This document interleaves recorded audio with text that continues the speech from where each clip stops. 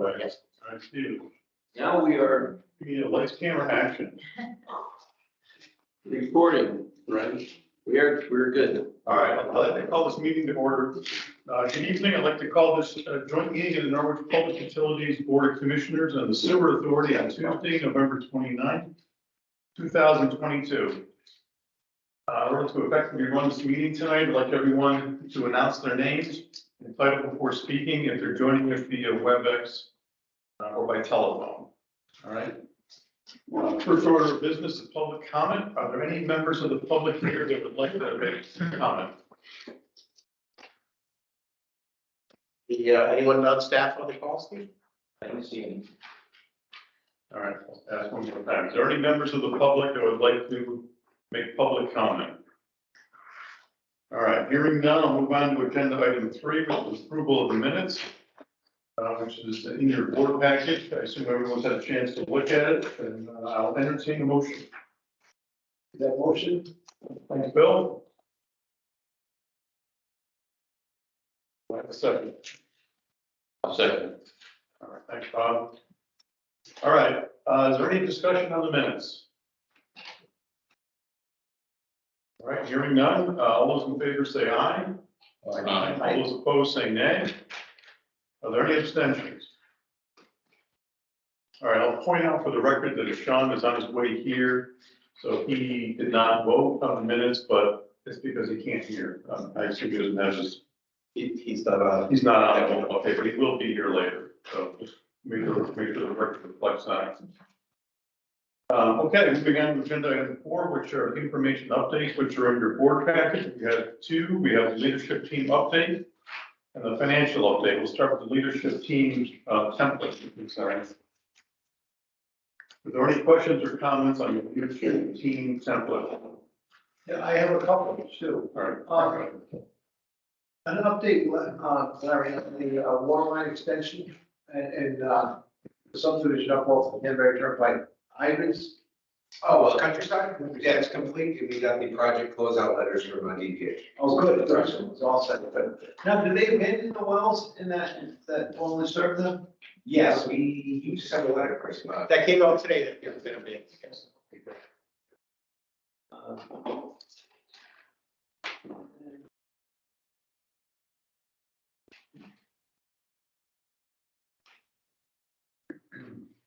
So I see that quite a few job hirings and interviews going on, so where do we stand with employees now? How many do we have?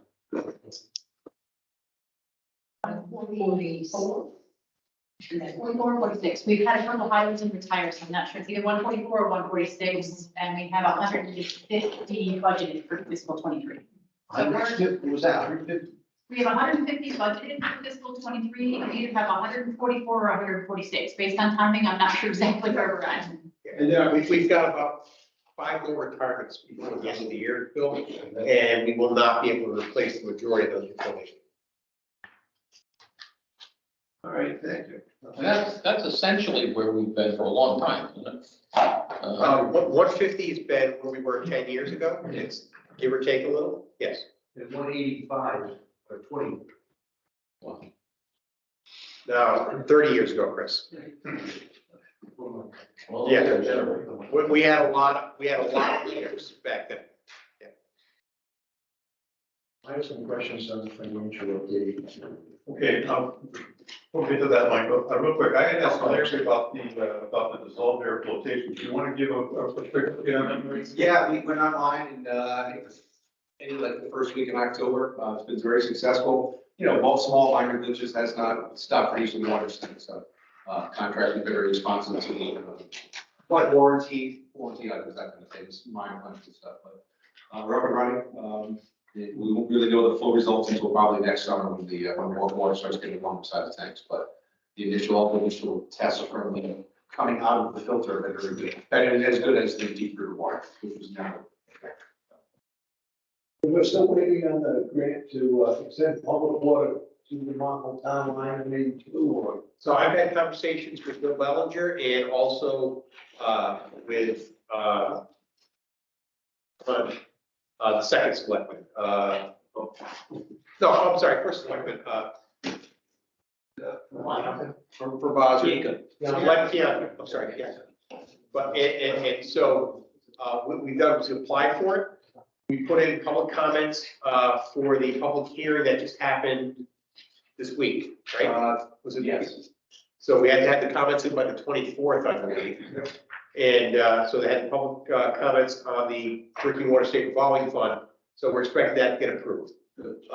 We are going to be working on a funding arrangement with the town and municipal agreement. That'll come before the board in the next few months, but we're going to put together the town attorney with our attorney to put that together, so they are paying for it even though it's our assets.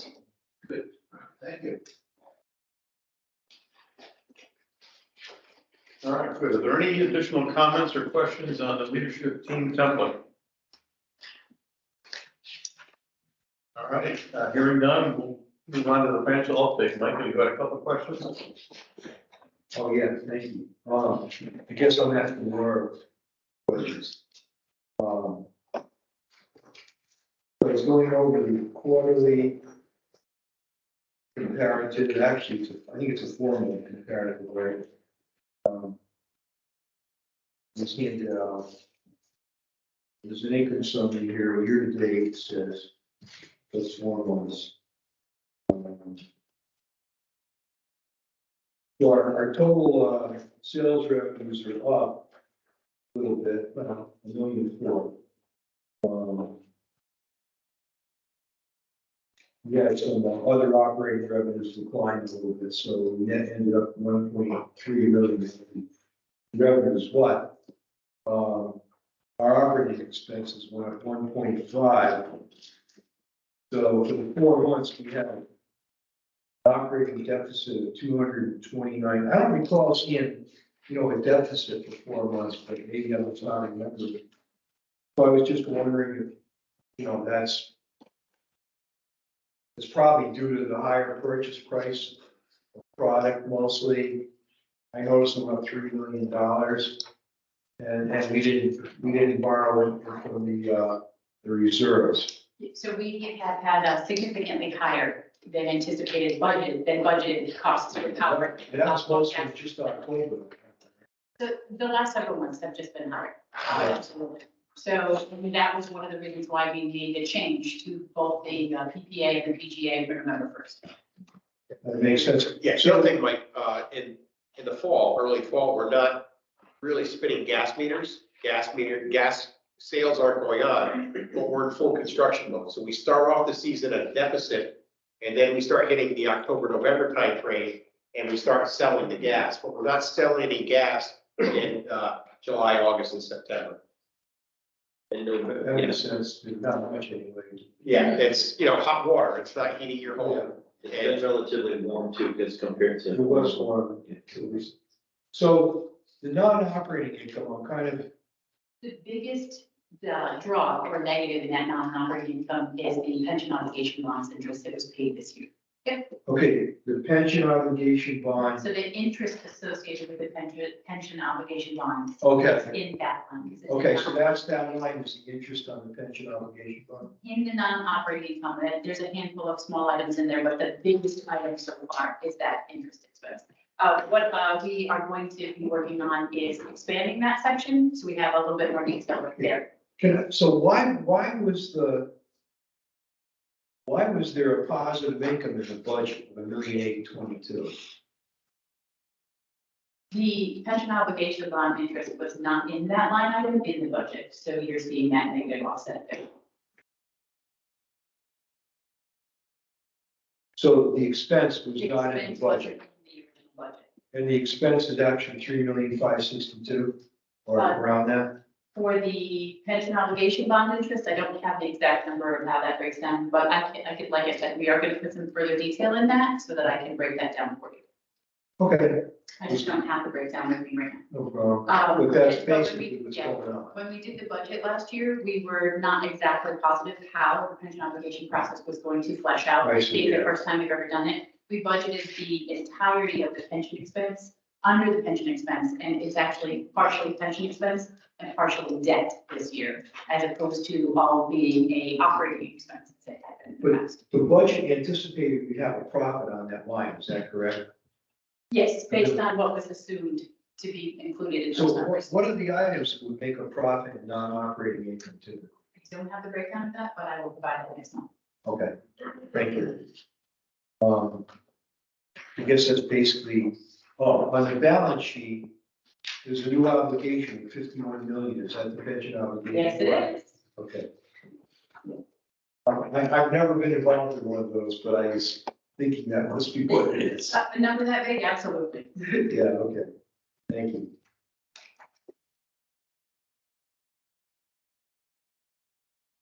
All right, are there any additional questions on the financial update or comments?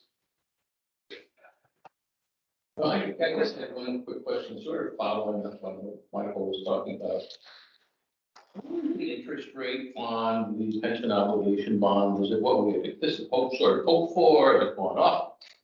So, I do have an update, for the pension obligation bond, but the interest earned on that, I don't have that number, only that that's all based on the investments, but I do have the pension, personnel and pension board investment policy statement to back that. So that may have some additional information in that, but when we did, actually go out with the bonds, we actually got a fairly competitive, interest rate on that. Given that we were in a rising interest situation, we were still able to have a total cost of 3.4%, even though the interest rates were rising. So. And return on the investments is going to go up and down. Exactly, based Like on any market does. But presumably, if the interest rate is below the discount rate, the pension fund uses to price its obligations, is a plus. The interest rate goes above the discount rate, it's a negative. And I would guess their discount rate is 7.5. I think it's right in that area. It was somewhere between 6.75 and 7.5. I mean, I know they had a couple of meetings where they had changed the assumptions in the actuaries, but yeah, it's right in that ballpark. Okay.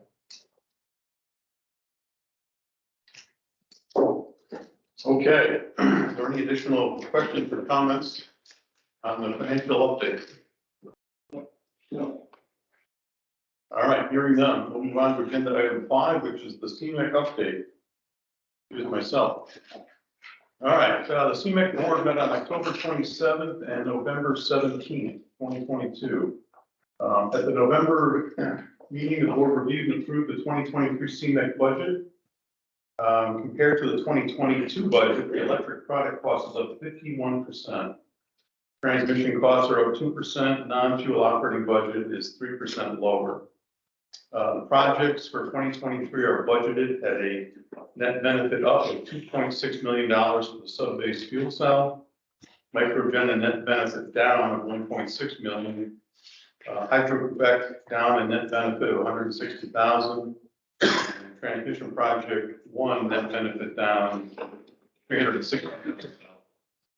Combined, the 2023 net project net benefit is budgeted at $8.2 million, of which we would get 26% of that.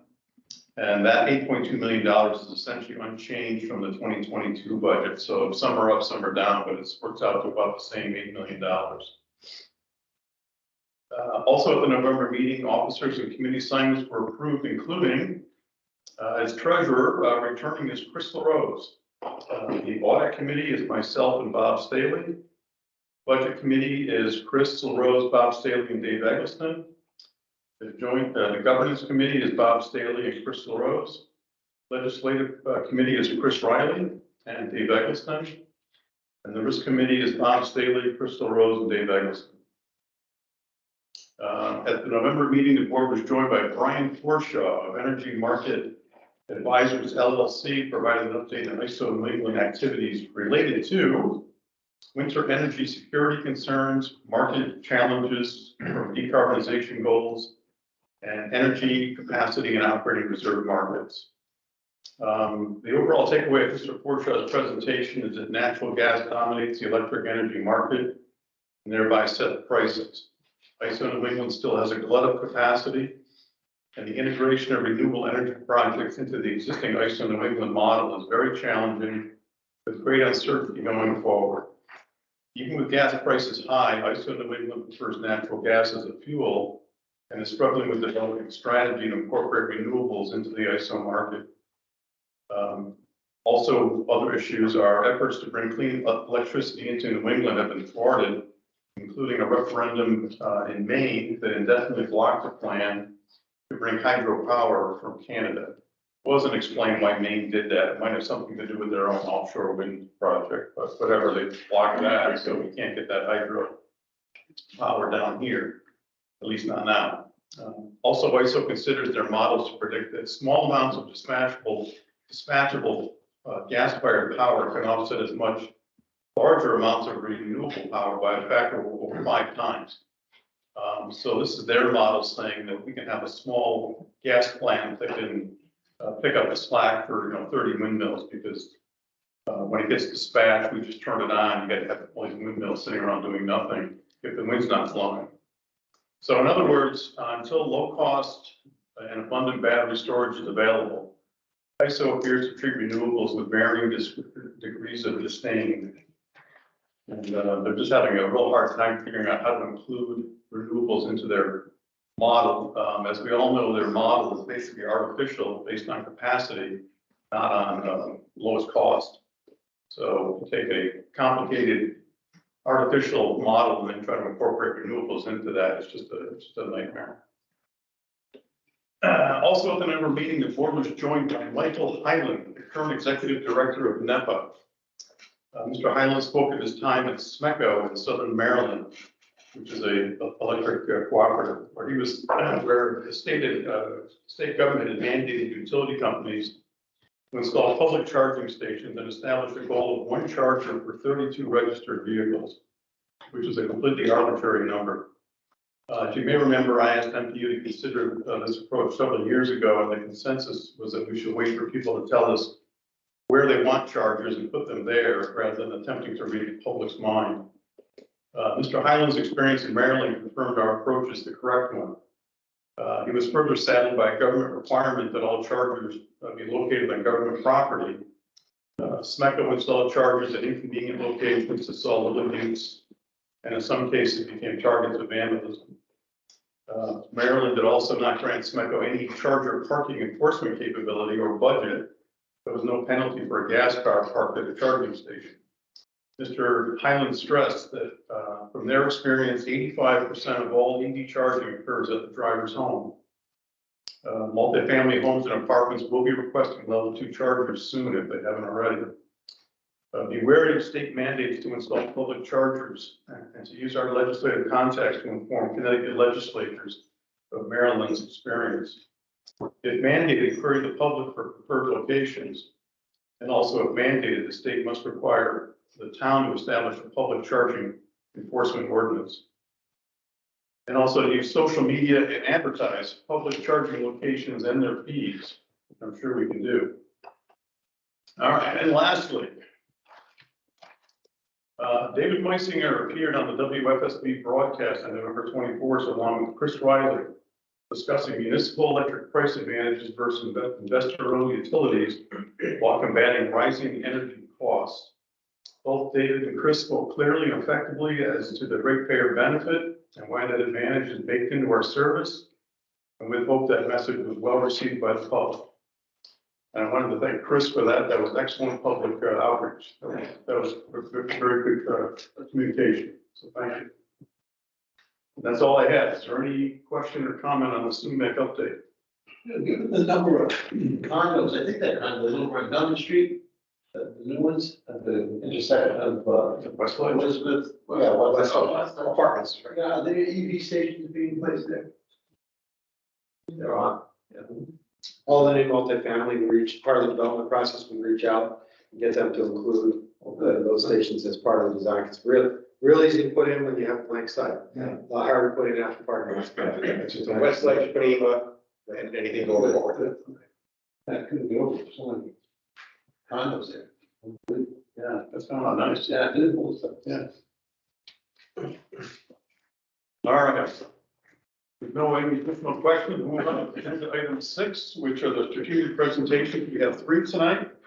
We have a pension obligation bonds discussion, a gas supply asset management discussion, and the sewer plant upgrade. So we'll start with the pension obligation bonds, and that would be Laura Kieran. So I already stole some of my own thunder by talking about this already. I'll talk about that later. So what I'm passing out now is a press release that went out in February of 2022, along with a copy of the investment policy statement for the pension and personnel board. This was approved in November of last year. So this is the process under which they do their investments. As I mentioned before, the pension obligation bonds had a successful sale in early 2020. Reflected, Sean, is There was actually more orders than there were bonds available. So we were able to get a very competitive 3.4 interest rate. And we're very pleased with how that process moved through.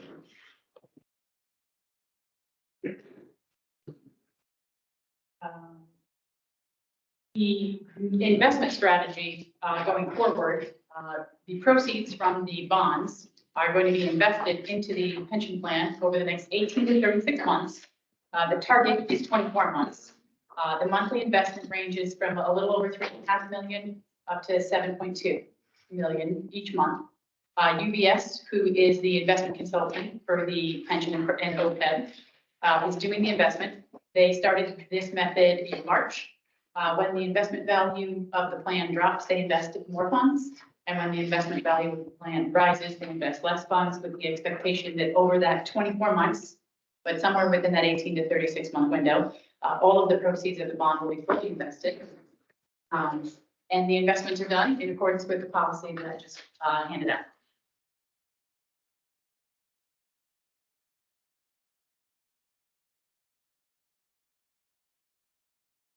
The quick question, the way that the bond works, does the city have to borrow the entire amount Yes. and keep, well, upfront, and keep part of it in cash? Or do they have a call on it for the 36 months? So the call piece of it, I'm not positive on. I know that they have borrowed the entirety of it. The dollars are set aside in the pension in a, the equivalent of like a money market, sort of a safe type of thing. And then over the course of that 18 to 36, with the goal of 24 is invested in the actual investments of the plan in accordance with the investment policy. So generally it's ETFs, and because of their low fees, that is like one of the primary investment vehicles. Not positive about the call feature, that's a little more technical than mine. Well, no, I mean, what I'm suggesting is, there are two ways it could work. They could give you all of the money on day one, and then you have to put a lot of it into cash and not get much of a return on that money. Yes.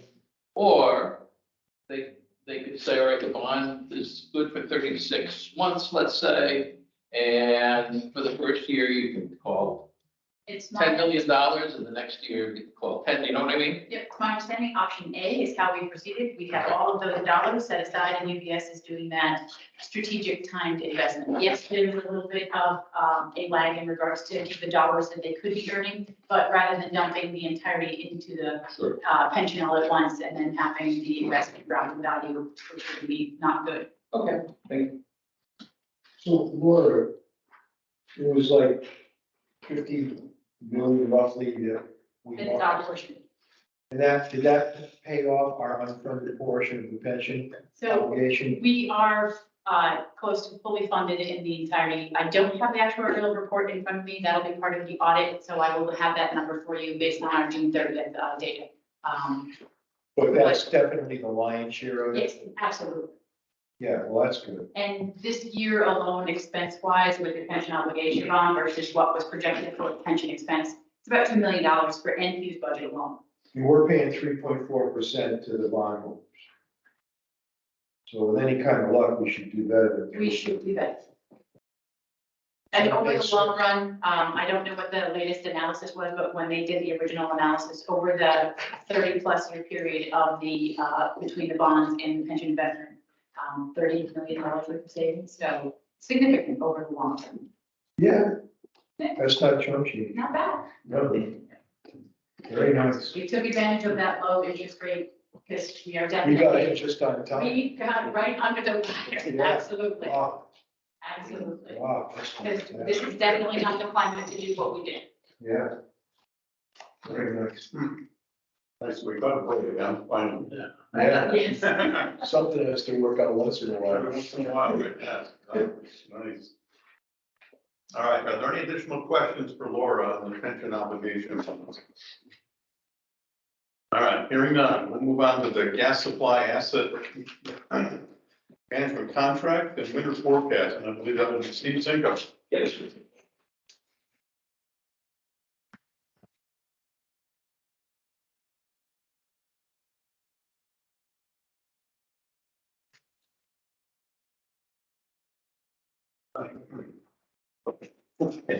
Be prepared.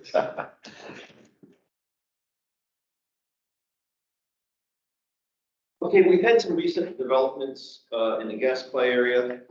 So we're gonna provide an overview of that and how it's gonna affect our gas costs in the future, because what we're doing here is we're actually taking advantage of the volatility and the high cost of the market right now. But to do that, I just want to do a little bit of an overview, and I can go as deep or as shallow as you want me to. If I get too deep in it, just stop me or ask any questions along the way. But wholesale natural gas procurement consists of two major components. There's our gas supply, which is our natural gas commodity purchase, and it's points all along interstate pipelines, and I'll get into that a little bit more in the following pages. And then capacity management. And that's our interstate pipeline transportation, which is separate from the commodity purchases. And that's contracted capacity that we have with interstate pipeline companies. And that contract capacity is called transportation assets. And transportation assets are managed through an asset manager using what's called an industry standard asset manager agreement, or an AMA. And it's to optimize physical delivery, because at the end of the day, we need to get gas delivered to our city gate, because we can't just turn our customers off. But also realize market value, if it's available, while minimizing any risk to NPU. So in the next few slides, I'm going to provide some history and some background on how this value is derived. There's 210 interstate pipelines in the United States, over 305,000 miles of pipe. We're served by three major pipelines.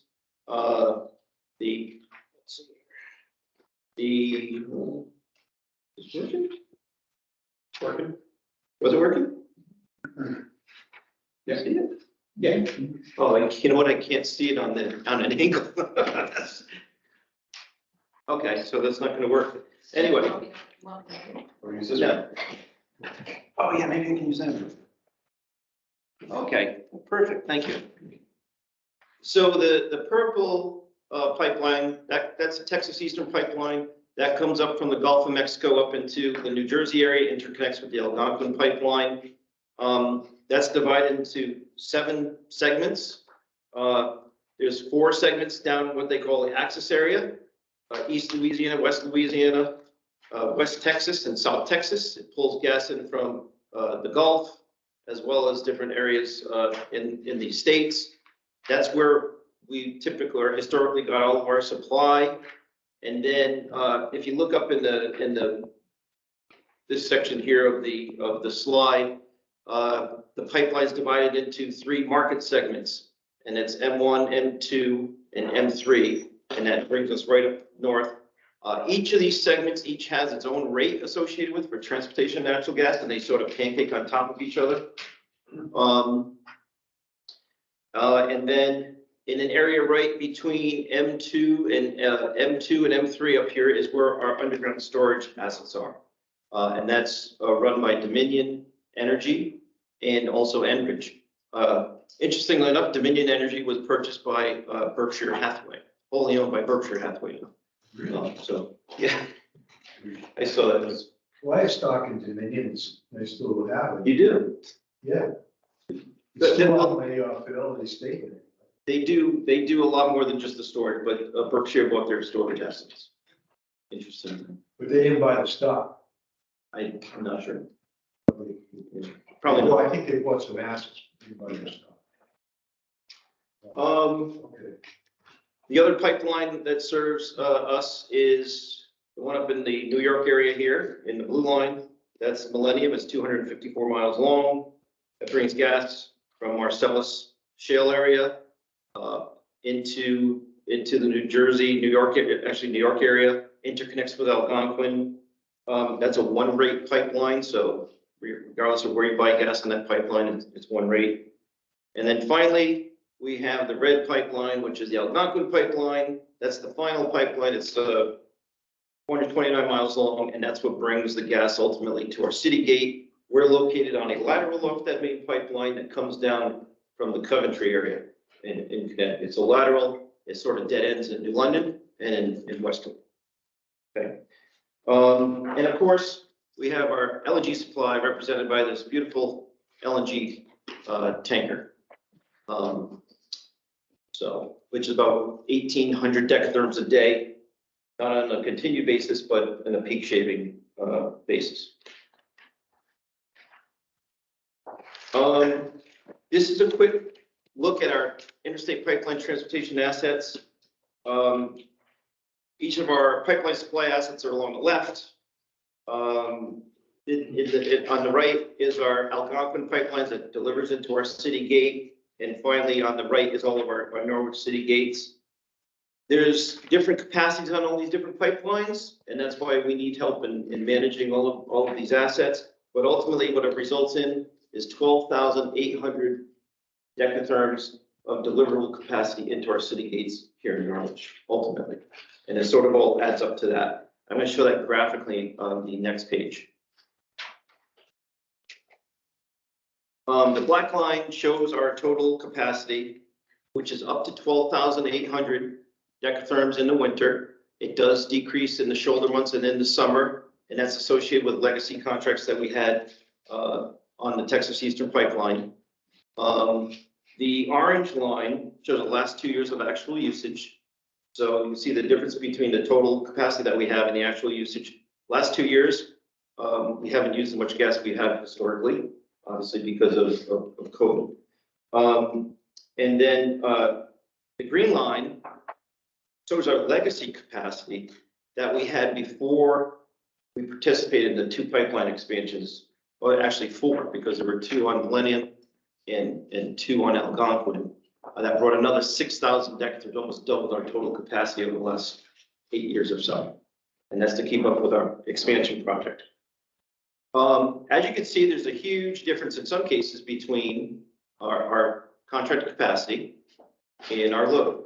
We're what's called a very low load factor customer. We're below 30% if you look at things on an average over as to how much capacity we actually have and how much we utilize on an average basis over a year. However, the way the pipelines work, you need to get that enough capacity for your peak in the winter. So what does that do? That creates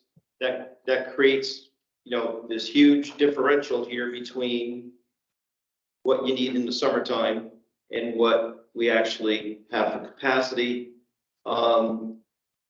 That's what gets remarketed. That's where the value in the asset management contract. And typically what happens is that gets marketed in the summer to power plants. When there's a peak on the system, power plants don't buy capacity. So when they fire off, they have to pay whatever price it is. Algonquin has the highest cost in the country.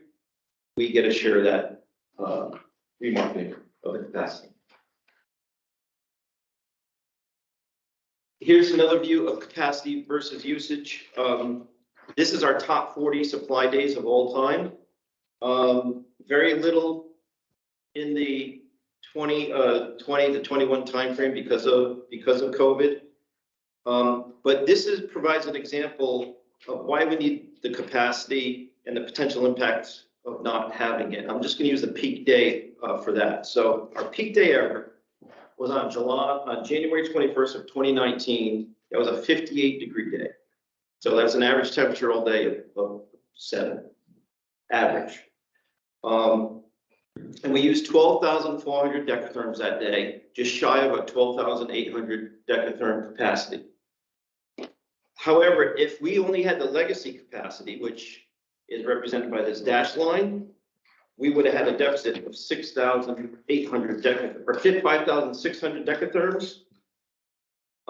If that was $100 a day decatherm, $100 decatherm day on Algonquin, that would have cost us $560,000. It was a peak day. I may have misheard you, Yeah. I'm confused. The peak day, the 21st of January, that you mentioned, I thought you said it was a 58-degree day. It is. That's, I was gonna ask you, how do you calculate degree days? I'm sorry, degree days are based on 65 degrees being your normalized temperature. So anything above that is cooling, anything below that is heating. Okay. So a 58-degree day, 65 minus 58 would be an average temperature of 7 degrees Fahrenheit for the day. Okay. And we use degree days because when you're charting things out and everything, it works better. So it wasn't sweater weather, it was cold.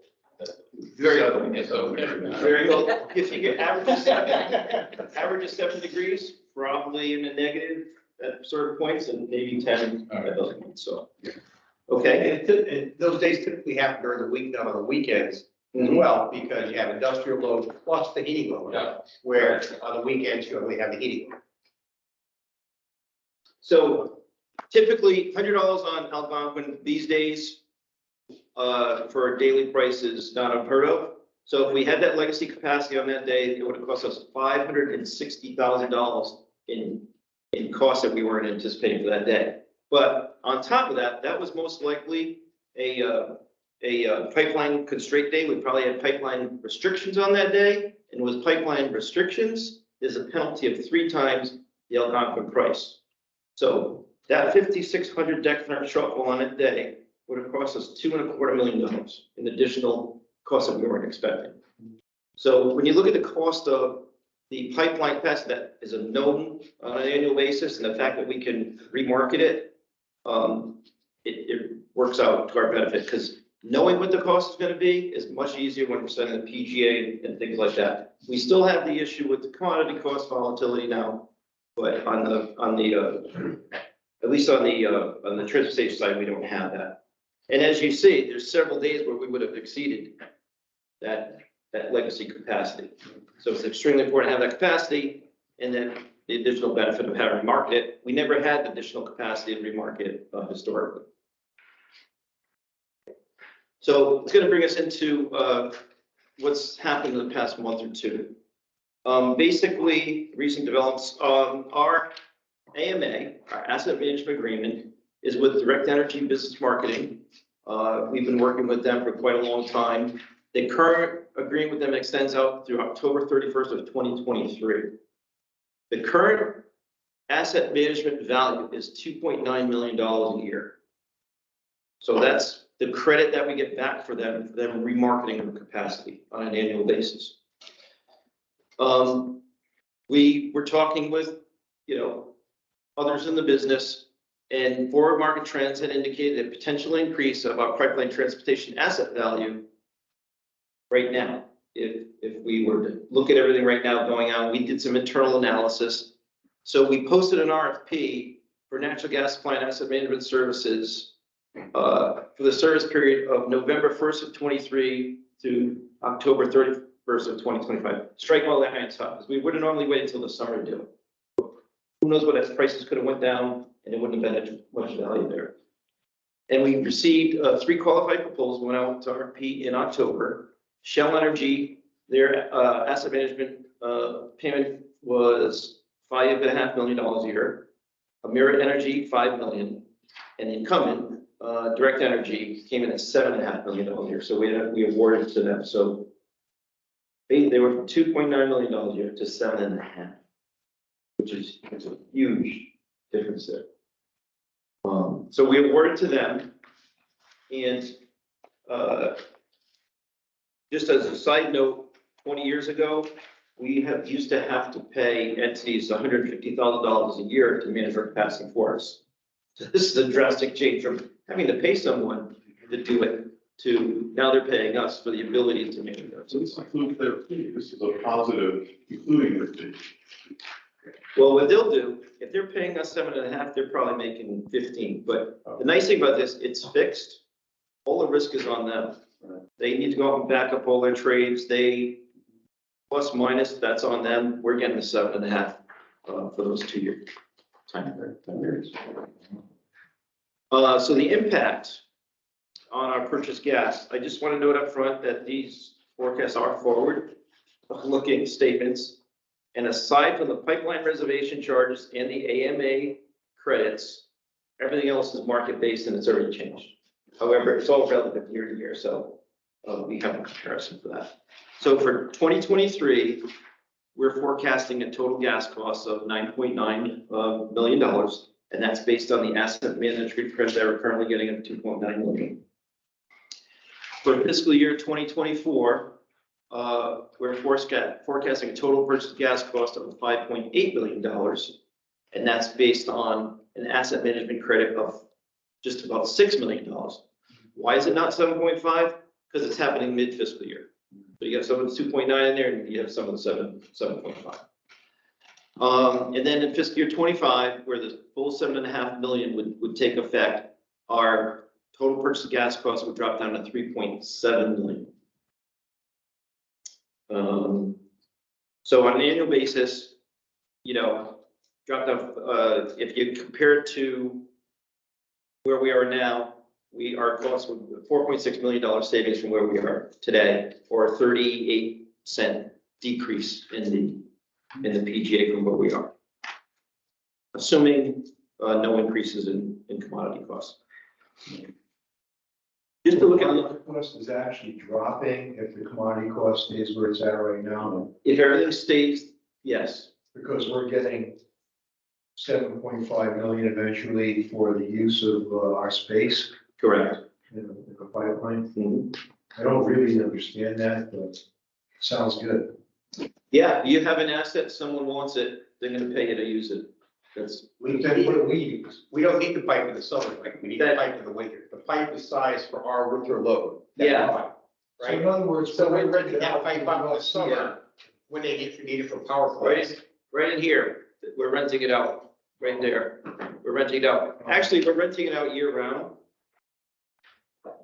We're the priority for them to serve us. Outside of that, even on a day, a So winter there's day, still excess capacity. any excess on any day, they can remarket. And they're willing to pay us the $7.5 million in order to do that. Can anybody tell me, not a political thing, but just, I guess you can't avoid politics, but, I mean, they banned pipeline construction in this country starting then. So some states have, Mike, but we are actually meeting next week with the pipeline, Enbridge. And they are looking at doing some expansion projects that we may be able to participate and buy more capacity on.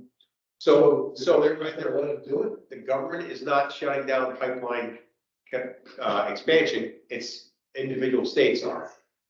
Oh, it's individual states? Yeah, so New York No. and Massachusetts have put some limits on what they can do, but not all states, and Connecticut hasn't.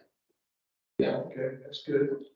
If you have the limit in Massachusetts and the limit in New York, that creates a problem. I mean, It may, but we'll get the story next week as to what the projects are. What they're doing is they're calling it brownfield expansions.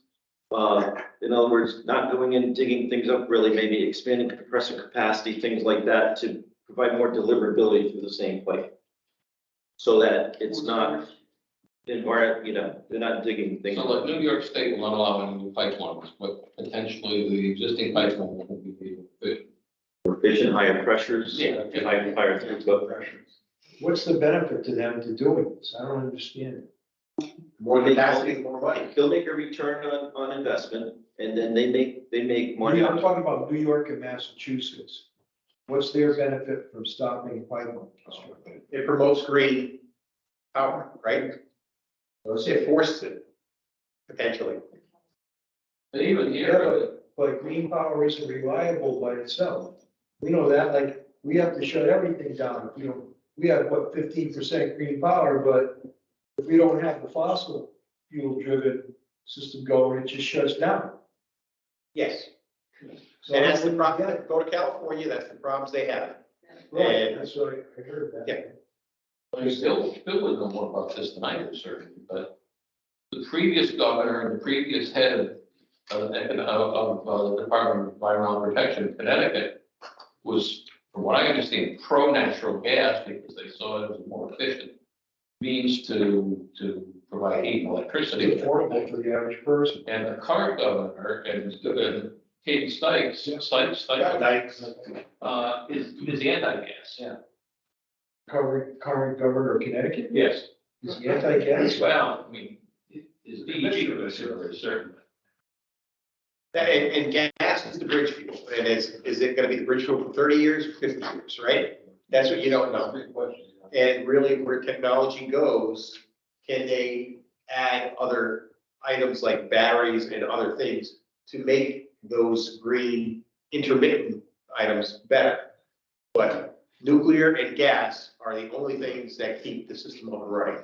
So why not keep that bridge intact until we know that we have an option? Well, they are keeping it intact. I think the thinking on their part is that we don't want to, we realize that the bridge has to be there, but we don't want to encourage that that's a forever solution, that they want to move as quickly as they can into renewables, but they're not going to let the lights go out. I mean, that's crazy. There isn't any governor in the country that's going to let that happen. Hasn't this restricted us from exporting natural gas though? I don't know. We're exporting natural gas, but We are. We're exporting a tremendous amount of natural gas. because global markets are paying the big dollars for domestic I fuels. would think so, Yeah, yeah. they fill it out themselves, right? So there's no limitation on our ability to deliver the gas? And one of the big problems developed with exporting natural gas or liquid natural gas is that there was a big fire in Freeport McMoran terminal in Louisiana. And it hasn't been repaired fully yet. And it took a lot of capacity out of the system. Well, yeah, Well, I don't know for the input on that. It's complicated, but we are doing our best to make sure we bring the best value here. Yeah, looks like it's working fantastic. Yeah, so that's good news. So we've had, what, 12 months of bad news on gas, and now the price is coming down, the heat prices are coming down that were reported a couple of months ago. Now we got this net benefit to our pipeline capacity. So maybe the dam is broken. If you look at that, The fever. we're at the blue, Steve, I don't know if you, have you gone through this one yet? No, yeah. So, while we've experienced very low commodity costs over the past 10 years, we've experienced very high overall gas costs in the past. That the first line, that's 2006, our annual gas costs were almost $12 million that particular year. And that was when our load was half what it is now. We didn't have the additional cost of the pipeline capacity. And we had market exposure, high gas costs. Gas costs during that time were $10 to $12 a decatherm. Those are pre-fracking costs, right? Those are fracking costs. Right. You know, $10 to $12 was Henry Hub around that time for a brief period of time. Now it's $7. So, we've seen high gas costs before, but we've never been able to mitigate them in this fashion. So this is exceptional. And, you know, we've doubled our load essentially. it's good, I mean, not to get political, but the reason gas prices are coming down are mostly because of the prospects of a US and worldwide recession and a lot of the Chinese being locked into their residences, not being able to produce anything. So you've got a drop in gas demand in China and a prospective drop in gas use and electric use in the entire world. I mean, it's not an ideal situation, and it's not going to stay the same. So it'll be back up. And it hasn't gotten cold yet. There's been a lot of parts. Yeah. So, I mean, oil is scary. People have to pay for oil. Yeah. $6 a gallon for the one. um, How does the governor's tax affect us? How does the governor's new legislation that he passed affect us? As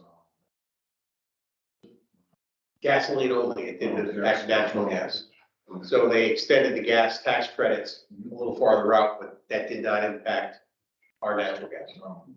But we did, Chris was able to champion through the, a reduction in taxes on our natural gas last year. So we don't have to pay the gross receipts tax on the natural gas we purchased. So what is I read the article, I don't remember. What's our increase in electricity and natural gas?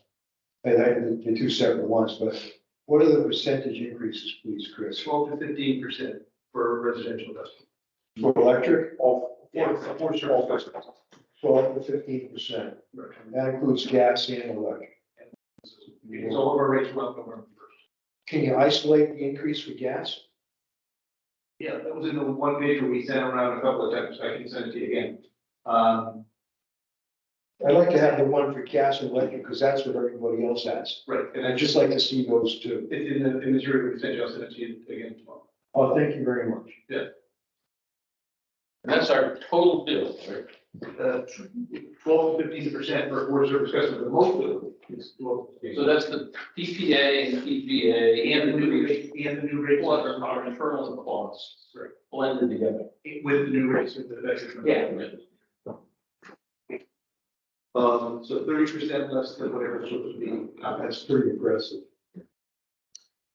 So it's this new AMA, we're benefiting from these market conditions, that have increased the value of pipeline and transportation assets. So we're taking advantage of that. It's gonna reduce overall gas costs by $4.6 million annually, which should have a positive impact on the PGA, not this fiscal year, but in the fiscal years that it's going to apply, when it does come into place. And I just want to note, while the forecast show potential reductions to the overall purchase gas costs and the PGA, commodity costs can still be impacted by extreme market volatility, and the PGA also recovers those. So that's just a word of caution here. So we're going to recommend that we look at this every single month, but the next time we look at the PGA to reevaluate, to apply a change, and that would be in the June timeframe, once all revenues come in and we know where we stand from the winter heating season. With the forecast we have now, it will be significantly reduced. Yeah, either way, we're gonna get that dollar reduction, but if commodity costs go to $100 a decatherm, it'll still be that reduction bill we got much higher. It's 99, not 100. Yeah, yeah, but we don't expect that.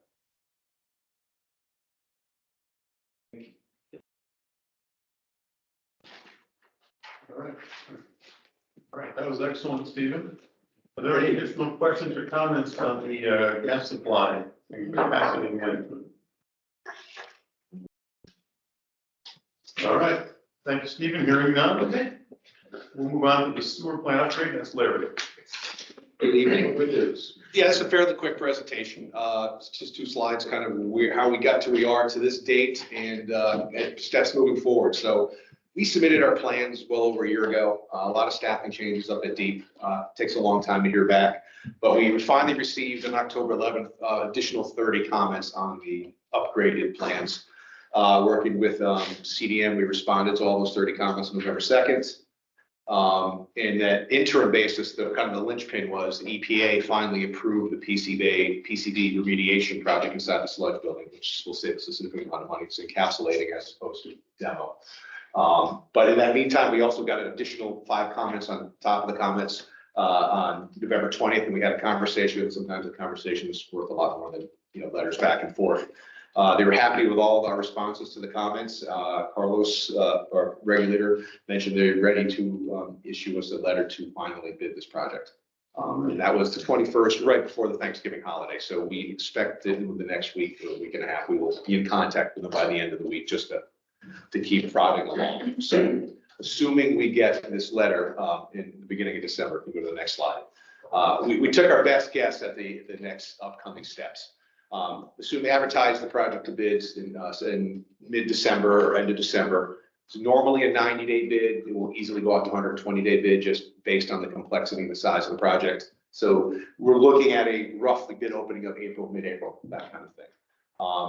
Once we get bids back, then we can come to the sewer authority with a presentation and a resolution to go to the city council in order to be able to sign a contract to borrow the money.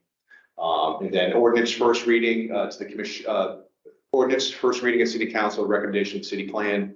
The commission of the city plan has their meeting.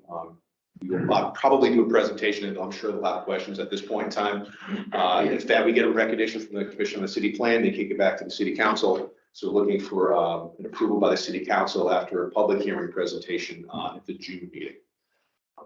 Could be an interesting evening. And then at the same time, we have a ton of information to do in the background. We have to do an affordability, redo the affordability rate study. We have to prove that we're going to borrow this money. We have to prove we can actually pay it back.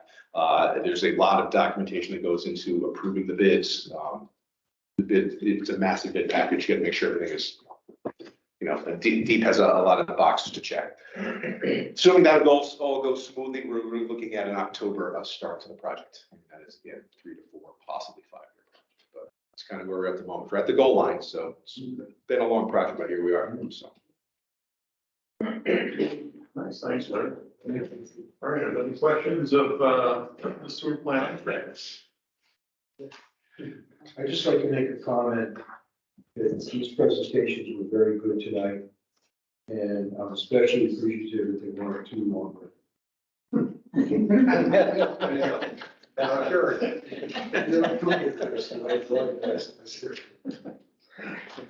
Fair enough. All right, well, with that positive statement from Michael, we'll move on to item 7, which is the 2023 to 2024 budget schedule. Very brief presentation by Laura. All right, Laura, here we go. So the fiscal 24 budget season will be underway shortly. We have finished updating our system, so I will be sending out an email to my team, my leadership team very shortly. Our system is ready to go. Same budget tool. I don't want you guys all know and love. We are working on all of the internal things we need to do. From a board perspective, we have the January 3rd Finance and Audit Committee meeting. That will be our first budget drivers presentation. We will need to schedule the special meeting for February for our second budget drivers presentation. Historically, we do gas and electric in January, water, sewer, and administrative and support units in February. The budget will be distributed to the board in March and then also to the city. And then we will have a full budget presentation at the board meeting at the end of March. City council in April, and the board will have the budget available to vote on in either the April or May meeting. And then it will be sent to city for inclusion in the overall city budget for June. We have quite a bit of work cut out for us for the next several months. Okay, thank you, Laura. Are there any questions, additional questions on this budget schedule?